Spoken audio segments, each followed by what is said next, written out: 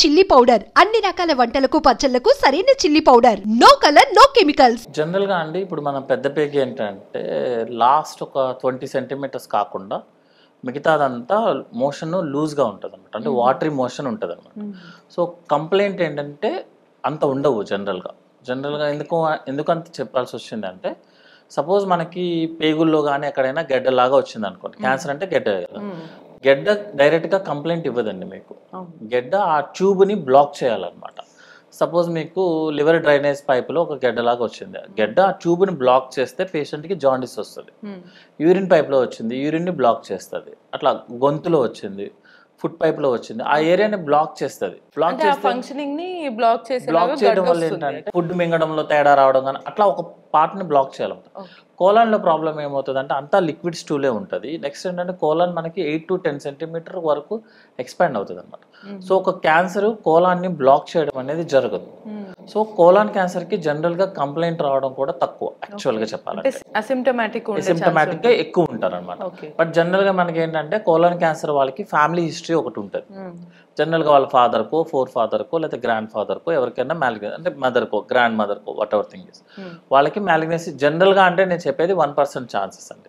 99% family history లేకుండానే వస్తుంది. లేకపోతే ఏం చేస్తారంటే ఫ్యామిలీలో ఎవరికైనా వచ్చింది అనుకోండి, ఇంకా నెక్స్ట్ ఫ్యామిలీ మొత్తం జీవితాంతం మాకు క్యాన్సర్ వచ్చిందని చెప్తారు. అట్లా కాదు.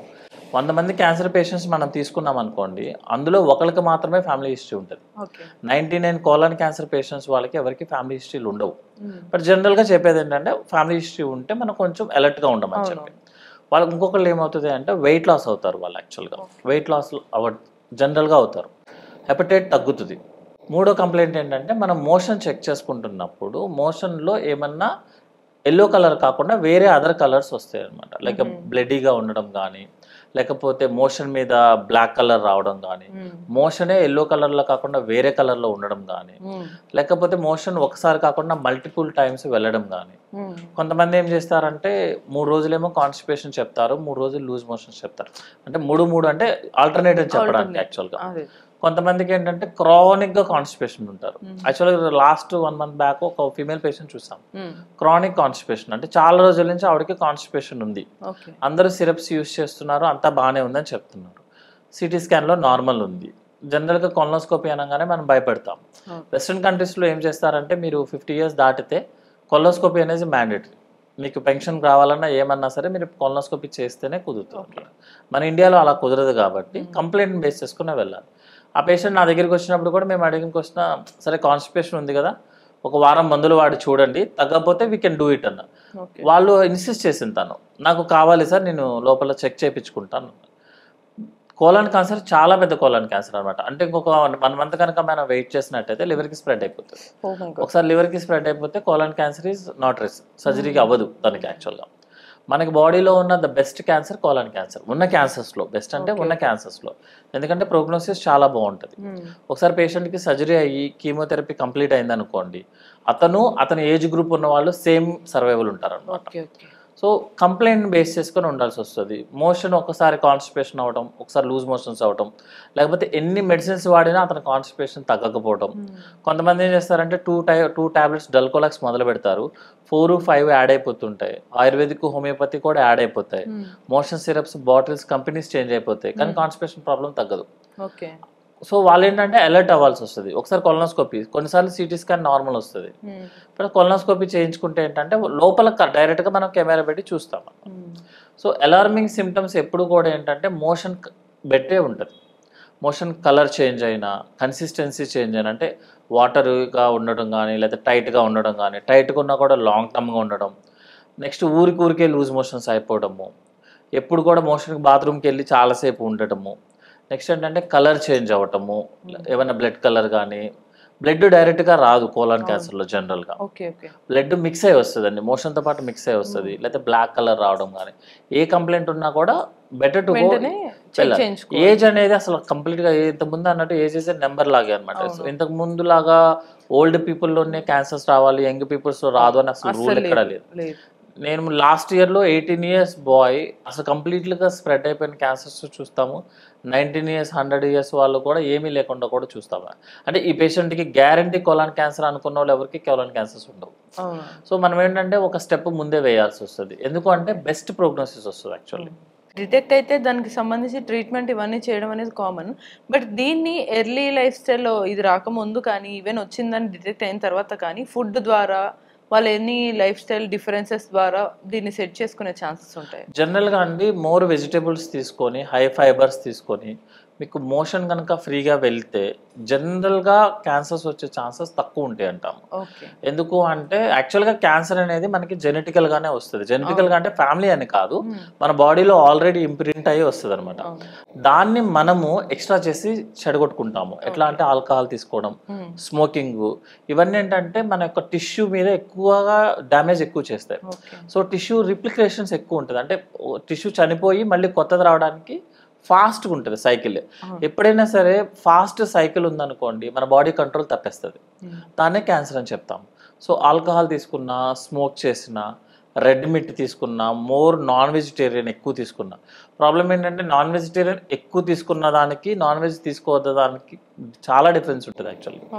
సో నాన్ వెజ్ మరి వారానికి ప్రతి రోజు తీసుకుంటానంటే కష్టం అవుతుంది అన్నమాట. ఎందుకు ఇంత చెప్పాల్సి వస్తుంది అంటే మోర్ నాన్ వెజ్ తీసుకున్నప్పుడు హై ప్రోటీన్ ఉంటుంది యాక్చువల్గా. హై ప్రోటీన్ మనకి డైజెస్ట్ అవ్వదు, అది కోలాన్లో ఉంటుంది. దాన్ని మన బ్యాక్టీరియా డైజెస్ట్ చేస్తుంది యాక్చువల్గా. సో మన బాడీ డైజెస్ట్ చేసుకోవాల్సింది బ్యాక్టీరియా డైజెస్ట్ చేస్తే డ్యామేజ్ ఎక్కువ ఉంటుంది అనమాట. సో నాన్ వెజ్ మ్యాక్సిమం తగ్గించుకుంటూ రెడ్ మీట్ కానీ నెక్స్ట్ వేరే అదర్ యానిమల్స్ మీట్లు తీసుకోవడం అవన్నీ తగ్గించుకుంటే కోలాన్ క్యాన్సర్స్ వచ్చే ఛాన్సెస్ తక్కువ ఉంటాయి. అండ్ ఫైబర్ ఎక్కువ ఉండాల్సి వస్తుందండి. ఫైబర్, వాటర్ ఎక్కువ ఇంటేక్ చేసుకుని ఫిజికల్ యాక్టివిటీస్ ఇంప్రూవ్ చేస్తే ఏమవుతుంది అంటే మనకి బౌల్కి బ్లడ్ సర్క్యులేషన్ పెరుగుతుంది యాక్చువల్లీ.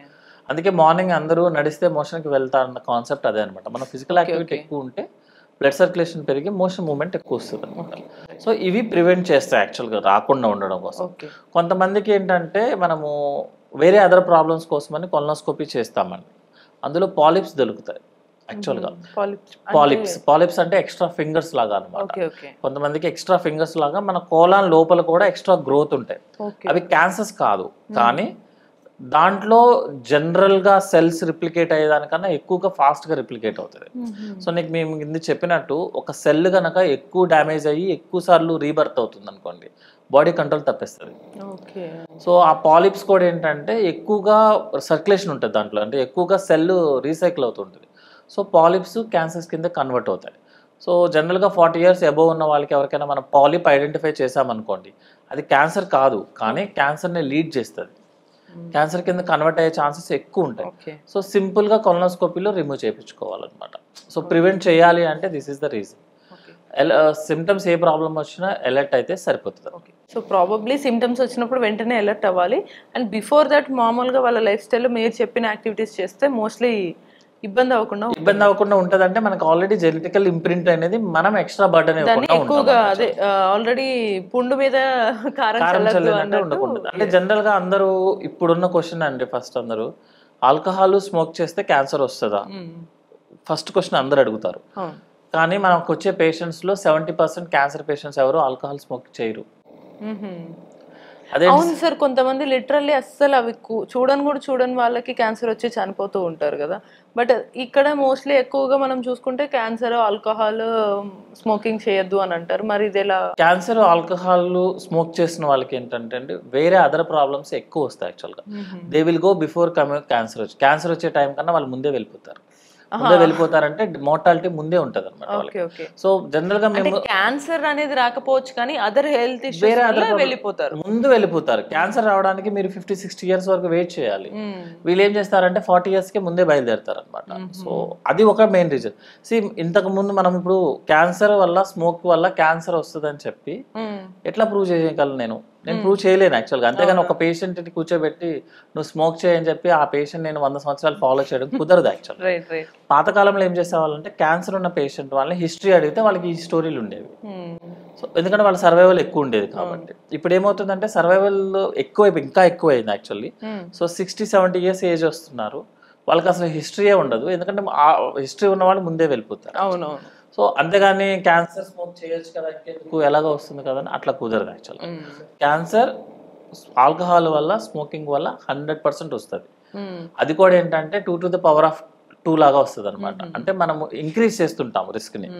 ఆల్కహాల్ చేసే వాళ్ళకి 2 times వస్తే స్మోక్ ఆల్కహాల్ 2 కలిపి చేసి విత్ మీట్ తినే వాళ్ళకి 2 అలా యాడ్ అయిపోతే వెళ్ళిపోతుంది. It's not a plus, it is into actually.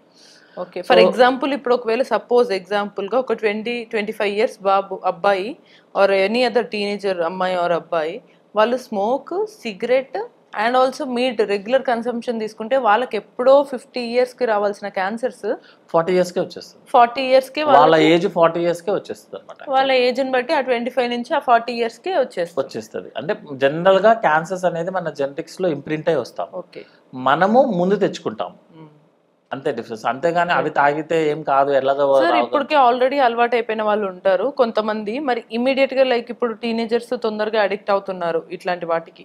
So వాళ్ళు దాని నుంచి బయటికి రావాలంటే ఫర్ ఎగ్జాంపుల్ ఒక 1 year గా ఆల్కహాల్ అండ్ స్మోక్ కన్సంప్షన్ తీసుకున్న వాళ్ళు ఎవరైనా ఉంటారు. ఓకే, సో వాళ్ళు వెంటనే ఇమీడియట్ గా ఆపితే తర్వాత మళ్ళీ ఖచ్చితంగా ఇట్లా వచ్చే ఛాన్స్ ఉంటుందా? సో మరి వాళ్ళు ఎట్లా బ్యాలెన్స్ చేసుకోవచ్చు? జనరల్ గా ఒక రూల్ ఉంటదండి. ఆల్కహాల్ రెగ్యులర్ గా తీసుకునే వాళ్ళు ఒక 1 year కనుక ఆపేస్తే, కంప్లీట్ గా ఆపేస్తే కంప్లీట్ గా మన లివర్ నార్మల్ అవ్వదు, కానీ అట్లీస్ట్ 90-95% నార్మల్కి వచ్చేస్తుంది మనం కనుక కంప్లీట్ గా ఆపేస్తే.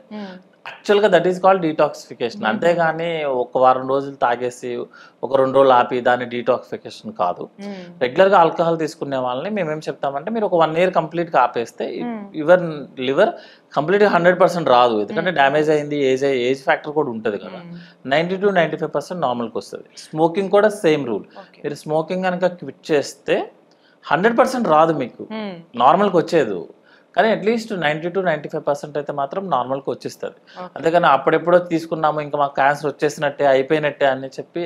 ప్రాబ్లం ఏంటంటే మనం ఒక ఇన్ఫర్మేషన్ ఇస్తే దాన్ని యాక్చువల్ ఇంటర్ప్రిటేషన్స్ కాకుండా మనం వేరే ఇంటర్ప్రిట్ చేస్తాం. సార్ దీంట్లో ఆల్రెడీ ఈ టాపిక్ మాట్లాడాం కాబట్టి ఆన్ అన్ అవేర్నెస్ నోట్, ఇప్పుడు నార్మల్గా కొంతమంది ఎలా మాట్లాడతారంటే మీకు తెలీదు, ఇప్పుడు మనం చెప్పామనుకోండి మంచిది కాదంటే నీకే తెలీదు, యాక్చువల్ ఆల్కహాల్ మినిమం ఇంత తీసుకుంటేనే హెల్త్కి మంచిదంట అని వాదించే వాళ్ళు కొందరు ఉంటారు. సో వాళ్ళకి ఏం చెప్తాము, నిజంగానే అసలు ఆల్కహాల్ మంచిదా, ఒకవేళ తీసుకుంటే ఎంత మోతాదులో ఎప్పుడప్పుడు తీసుకోవచ్చు, లేదా అసలు వద్దంటే ఏం చెప్పాలి? జనరల్గా మనం ఇప్పుడు వెస్ట్రన్ కంట్రీస్లో అక్కడ కూలింగ్ ఎఫెక్ట్ ఎక్కువ ఉంటుంది యాక్చువల్గా అనమాట. వాళ్ళకి హాట్ కావాలి అండ్ బాడీ హాట్నెస్ హీట్ అవ్వాలి. సో హీట్ అవ్వాలి అంటే మన బాడీలో బ్లడ్ వెజల్స్ డైలేట్ అవ్వాలి. బ్లడ్ వెజల్స్ డైలేట్ చేసేది ఆల్కహాల్ మన బ్లడ్ వెజల్స్ని డైలేట్ చేస్తుంది యాక్చువల్గా. సో వాళ్ళకి ఏంటంటే అదొక హ్యాబిట్ లాగా వెళ్ళిపోతారు యాక్చువల్గా అనమాట. అంటే ఎలా అంటే లైక్ 20 ml 30 ml తీసుకుని జస్ట్ ఒక హ్యాబిట్ లాగా ఉంటుంది వాళ్ళు. ఒక 30 ml కన్నా వాళ్ళు దే డోంట్ టేక్ ఇట్, ఎందుకంటే వాళ్ళకి అది రెగ్యులర్ వాటర్ లాగా వాళ్ళకి యాక్చువల్గా. ఎందుకంటే అది తీసుకోకపోతే అక్కడ ఉన్న కోల్డ్ కంట్రీస్కి వర్కౌట్ అవ్వదు. కోల్డ్ ఏమో మీకు బ్లడ్ వెజల్స్ని కన్స్ట్రిక్ట్ చేస్తుంది, అంటే స్ట్రింక్ చేస్తుంది. మన ఆల్కహాల్ ఏమో డైలేట్ చేస్తుంది. మీరు అదే ప్రిన్సిపల్ని హాట్ కంట్రీస్, మన హాట్ క్లైమేట్ ఉన్న కంట్రీలో ఒక పక్క మన క్లైమేట్ ఏమో డైలేట్ చేస్తుంది, మీరు మళ్ళీ ఆల్కహాల్ ఇచ్చి మళ్ళీ డైలేట్ చేస్తున్నారు. దేన్ని చేస్తున్నారు? అట్లా ఉండదు. జనరల్గా కార్డియాలజిస్ట్ వాళ్ళు హార్ట్ ఇష్యూ ఆల్రెడీ ఉన్న వాళ్ళకి, ఇట్స్ వెరీ ఇంపార్టెంట్ ఏంటంటే హార్ట్కి ఇంపార్టెంట్ కాదు ఇది. హార్ట్ ఇష్యూస్ ఆల్రెడీ ఉండి స్టెంట్ వేసుకున్న పేషెంట్, అంటే ఆల్రెడీ బ్లాక్ అయిన పేషెంట్స్ వాళ్ళని కొంచెం ఆల్కహాల్ తీసుకోండి, అది వాసో డైలటేషన్ అంటే బ్లడ్ వెజల్స్ ని డైలేట్ చేస్తుంది అని చెప్తారు. వాళ్ళకి డాక్టర్ ప్రిస్క్రిప్షన్ ప్రకారం ఎంత ఎంఎల్ అనేది చెప్తారు. ప్రపంచంలో ఏ డాక్టర్ కూడా ఆల్కహాల్ తీసుకోండి అని ఓరల్ గా చెప్పడం గానీ, తీసుకోవచ్చు అని చెప్పడం గానీ, ప్రిస్క్రిప్షన్ లో ఇవ్వడం గానీ జరగదు. బట్ వీళ్ళంతా వీళ్ళే తీసుకుంటారు. అది ఓన్లీ నాకు తెలిసి నా నాలెడ్జ్ లో ప్రూవెన్ అయినది మాత్రం, ప్రూవెన్ అంటే ఇట్స్ సబ్జెక్టివ్ ఎర్రర్ అండి అంతే. అదేంటంటే ఆల్రెడీ హార్ట్ పేషెంట్ వాళ్ళు, ఆల్రెడీ హార్ట్ ట్రీట్మెంట్ తీసుకుంటున్న వాళ్ళు ని మినిమం ఆల్కహాల్ తీసుకోవచ్చు, very minimum alcohol, very minimum. And అది కూడా బట్ డాక్టర్ చెప్పారు, బట్ వాళ్ళంతటా వాళ్ళు తీసుకుంటారు. అది తప్ప మిగతా దాంట్లో alcohol is safe to health అని ఉండదు. ఎందుకంటే ఆ పేషెంట్స్ వాళ్ళకు కూడా ఆల్కహాల్ తీసుకుంటున్నప్పుడు ప్యాంక్రియాటైటిస్ రావచ్చు, లివర్ ఫెయిల్యూర్ రావచ్చు. ఈవెన్ ఈ లైక్ ఇప్పుడు మనం అనుకున్న ఈ కోలన్ క్యాన్సర్ అనేది ఈ హెవీ ఆల్కహాల్ కన్సంప్షన్ కి అండ్ ఈ సిగరెట్ కన్సంప్షన్ కి డెఫినెట్లీ మెయిన్ రీజన్స్ అని చెప్పొచ్చు. మెయిన్ స్మోకింగ్ అయితే 100% రీజన్స్ అండి. యాక్చువల్గా స్మోకింగ్ మన బాడీలో ఏ పార్ట్ అయినా సరే ఇన్వాల్వ్ చేస్తుంది. అది గ్యాస్ కాబట్టి డెఫినెట్లీ గ్యాస్ కాబట్టి నెక్స్ట్ ఏంటంటే అది మనకి బ్లడ్ లో మిక్స్ అయిపోయి వస్తుంది యాక్చువల్గా. ఆల్కహాల్ మిక్స్ అవ్వదు యాక్చువల్గా. ఆల్కహాల్ ముందు లివర్కి వెళ్ళి అక్కడ డైజెషన్ ప్రాసెస్ స్టార్ట్ అయ్యి బాడీలోకి వస్తుంది. స్మోకింగ్ అట్లా కాదు, మీకు లంగ్లోకి ఎంటర్ అవుతుంది, లంగ్లో నుంచి మన బ్లడ్ సర్క్యులేషన్ ఈచ్ ఆర్బీసీకి స్మోక్ అటాచ్ అయిపోతుంది. అది ఈవెన్ సింగిల్ సిగరెట్ అయినా మీరు 1 ఇయర్గా ఎన్నిసార్లు తాగినా నెంబర్ ఆఫ్ సిగరెట్స్ పెరిగే కొద్దీ డ్యామేజ్ ఎక్కువ అవుతుంది. Alcohol is different. ఆల్కహాల్ ఏంటంటే మనం కొంచెం తీసుకున్నా మన బాడీ ఎలా మెటబలైజ్ చేసుకుంటుందా అని డిపెండ్ అనమాట. స్మోకింగ్ ఏంటంటే అందులో ఉన్న carbon dioxide, nicotine main problem అనమాట. సో నెంబర్ ఆఫ్ సిగరెట్స్ తీసుకునే కొద్దీ డ్యామేజ్ పెరిగిపోతూ ఉంటుంది. నెక్స్ట్ బాడీలో ఉన్న ప్రతి బ్లడ్ వెజల్ని స్మోకింగ్ ఇన్వాల్వ్ చేస్తుంది యాక్చువల్గా. సో క్యాన్సర్స్ని ఇంక్రీజ్ చేస్తుంది, బ్లడ్ సర్క్యులేషన్ ఇంక్రీజ్ చేస్తుంది.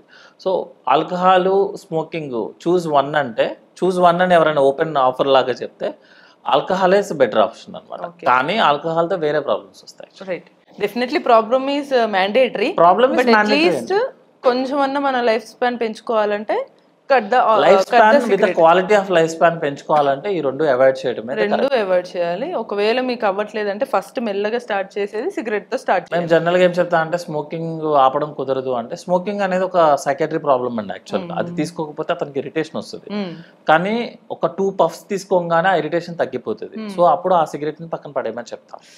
సో అదేంటంటే మనకి మీకు నెంబర్ ఆఫ్ సిగరెట్స్ పెరిగినా కూడా ఏంటంటే మీరు తీసుకునేది తగ్గుతూ ఉంటుంది యాక్చువల్గా. నెమ్మదిగా ఆపమని చెప్తాము. వీళ్ళు సడన్ గా ఆపమంటే వేరే ప్రాబ్లమ్స్ లోకి ఎంటర్ అవుతారు యాక్చువల్గా. సో అందుకే స్టార్ట్ చేయడమే తప్పు, స్టార్ట్ చేసిన తర్వాత స్లోగా ఆపడం కరెక్ట్. ఒకేసారి ఆపమంటే వాళ్ళు కూడా తర్వాత అగ్రివేట్ అయిపోతుంది అది ప్రాబ్లం. Okay okay.